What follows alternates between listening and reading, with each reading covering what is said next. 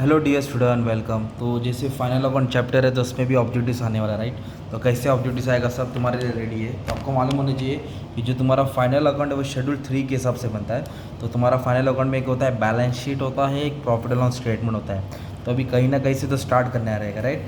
तो आपको एग्जाम में ना जो क्वेश्चन आएगा ना वो ये लिख के आएगा, डिस्क्लोजर करके लिख के आएगा। क्या आएगा? Disclosure.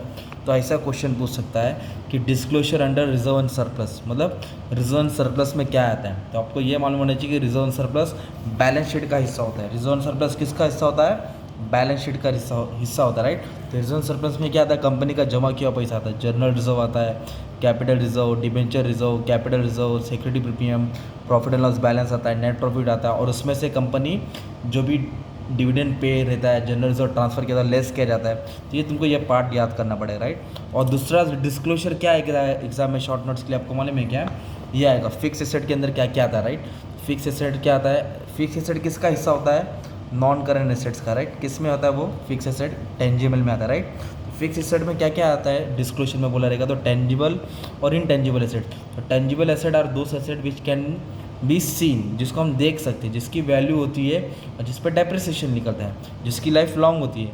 Land and building, plant and machinery, furniture, fixture, motor car, premises, furniture, है ना। ये सब फिक्स एसेट में टेंजिबल होता है। और वैसे इनटेंजिबल एसेट होता है। इनटेंजिबल एसेट में क्या था? गुडविल, कॉपीराइट, पैटेंट्स, है ना, ट्रेडमार्क, वो इनटेंजिबल एसेट। ये डिस्क्लोजर पूछ सकते हैं, राइट। और मतलब बाद में और क्या पूछ सकते हैं? Trade receivable, trade payable. तो ट्रेड रिसीबल का मतलब होता है कि जो कंपनी को पैसा उधारी का आने वाला है, डेटर, बिल, रिसीबल, जिसमें बैड डेट्स माइनस होता है। वैसे ट्रेड पेबल था जिसमें कंपनी को पेमेंट करना पड़ता है, राइट। तो ये क्वेश्चन तुम्हारा एग्जाम में आएगा। तो ये क्या पूछेगा तुमको? आपको डिस्क्लोजर कि इसके अंदर क्या आता है, फिक्स एसेट के अंदर क्या आता है, इन्वेस्टमेंट के अंदर क्या आता है। ओके, तो ये मैंने अच्छे से बना दिया, पूरा अच्छे से तुम्हारे लिए सॉल्व कर दिया था। तो अभी बैलेंस शीट एक बार डिस्कस करके भी प्रॉफिट एंड लॉस स्टेटमेंट भी कराना बाकी है, राइट तुमको। तो भी करा देता हूँ। ओके, तो बैलेंस शीट में क्या होता है? एक लाइबिलिटीज़ होती है और एक एसेट्स होती है। ओके, हैंड राइटिंग अच्छी है, मैं ये तुम्हारे लिए प्यार से लिख के रखा था ताकि अच्छे से समझ में आ, राइट। तो बैलेंस शीट में भी जब हम लोग प्रैक्टिस करेंगे तो शेयर कैपिटल आता है, रिजर्व एंड सरप्लस आता है। ओके, तो शेयर कैपिटल में equity share, preference share, reserve surplus में जमा किया पैसा।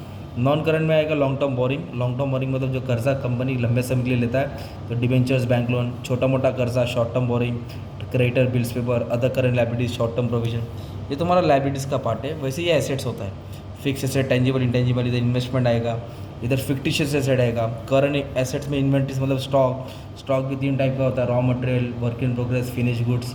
रॉ मटेरियल बोले तो आलू, वर्क इन प्रोग्रेस मतलब तेल में डाला, फिनिश गुड्स मतलब वड़ा पाव रेडी हो गया।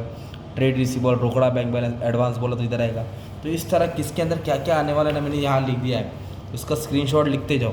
तो इक्विटी शेयर में क्या आएगा, रिजर्व सरप्लस में क्या आएगा, लॉन्ग टर्म बोरिंग्स में क्या आएगा, है ना, शॉर्ट टर्म में trade receivable, other current liabilities, short term provision. Okay, वैसे ये एसेट्स का पार्ट है, tangible, intangible, non current investment, ये अदर करंट इन्वेस्टमेंट। ये 10 नंबर याद करना पड़ेगा। इन्वेंट्रीज होता है, ट्रेड रिसीबल। ओके, इसमें से आरडीडी क्या करेंगे?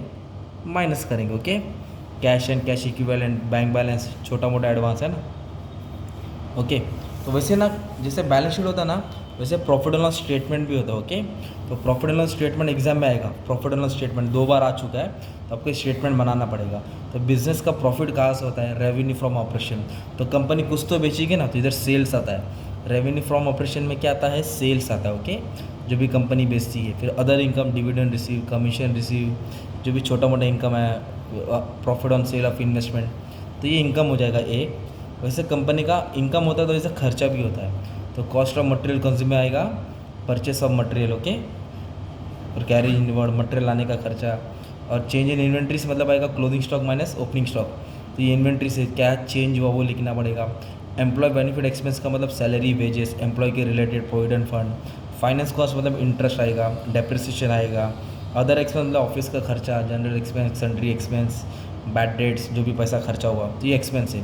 तो ए इनकम हो गया, बी एक्सपेंस हो गया। मान लो इनकम 100 है, ओके, और एक्सपेंस कितना है? 40 है। तो 100 में से 40 गया तो 60 रुपये आ जाएगा। इस 60 रुपये पर टैक्स देना पड़ेगा, तो तुमको प्रॉफिट फॉर द ईयर मिलेगा। ये तुम्हारा क्या हो गया डियर स्टूडेंट? ये प्रॉफिट एंड लॉस स्टेटमेंट हो गया। क्या हो गया तुम्हारा? Profit and loss statement. और जो भी हम लोग फाइनल अकाउंट बना रहे हैं वो कंपनीज एक्ट 2013 शेड्यूल 3 के हिसाब से बना रहे हैं, ठीक है। और जो भी डाउट है, मैंने बहुत सारी चीज़ अपलोड कर दिया। This is my number, any doubt, any query, तो आप लोग मुझे गुरु दक्षिणा भी दे सकते हो। काम अच्छा लग रहा है, ओके। और क्या बताने का था तुमको कि ऑब्जेक्टिव्स आएगा तो फॉरवर्ड भी बना के आ जाएगा ना, आपको मार्क्स मिल जाएगा। ओके, तो टेंशन डरने की ज़रूरत नहीं है। और मैंने इसके ऊपर अच्छा खासा सम सॉल्व कर दिया। Okay, profit and loss statement के ऊपर सम सॉल्व नहीं किया पर वो भी मिल जाएगा। ओके, ये तुम्हारी बैलेंस शीट है, राइट। बैलेंस शीट थोड़ा आधा इधर भी गया है। ओके, तो कैसे सम सॉल्व करना है, 7-8 सम सॉल्व कर दिया। प्लेलिस्ट टॉप में ही है, अच्छे से जाके गो थ्रू करो, रिवाइज करो। थ्योरी है, भर के आएंगे, मार्क्स मिल जाएगा, ज़्यादा टेंशन लेने की ज़रूरत नहीं है। ठीक है, और जो भी रहेगा मैं अपलोड कर दूँगा तुम्हारे लिए। Thank you very much dear students.